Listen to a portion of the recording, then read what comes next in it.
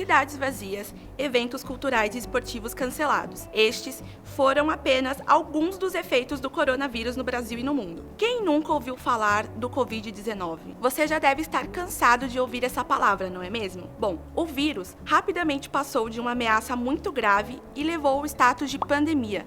Mas afinal, o que seria uma pandemia? Será que já existiram outras pandemias na história da humanidade? Será que esse assunto já foi tema na escola do seu filho? Meu nome é Jéssica Soares e eu conto pra você no Rede TV Explica.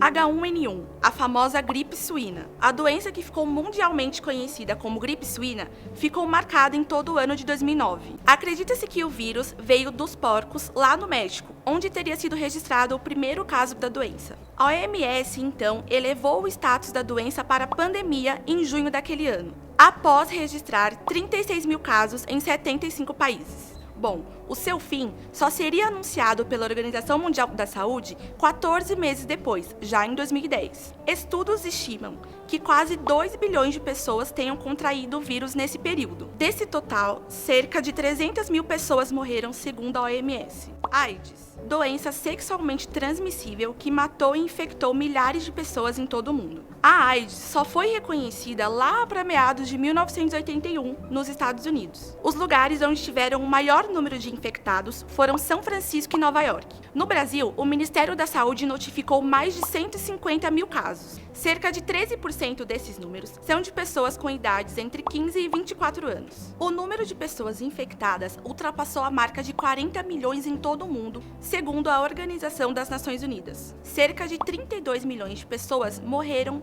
de doenças relacionadas à AIDS desde o início da epidemia. No Brasil, o Ministério da Saúde calcula que 886 mil pessoas convivam com o vírus HIV, que é a forma mais branda dessa doença. No país, a epidemia é considerada estabilizada. Em 2017, foram diagnosticados mais de 40 mil casos de HIV. Gripe espanhola. Ah, não foi aquele vírus que surgiu na Espanha? Não, com certeza não. Apesar do nome, acredita-se que o vírus tenha surgido nos Estados Unidos, mais precisamente no Kansas. Tá, mas se surgiu lá nos Estados Unidos, por que raios ela leva o nome de gripe espanhola? Em 1918, a Espanha era um dos poucos países neutros durante a Primeira Guerra Mundial. O país também era um dos poucos a ter a imprensa livre para poder falar do vírus. Não abalar a população e os soldados. Essa foi a ordem que países como os Estados Unidos receberam para não espalharem nenhuma notícia sobre o vírus. Como a Espanha era o único país que trazia informações sobre a doença,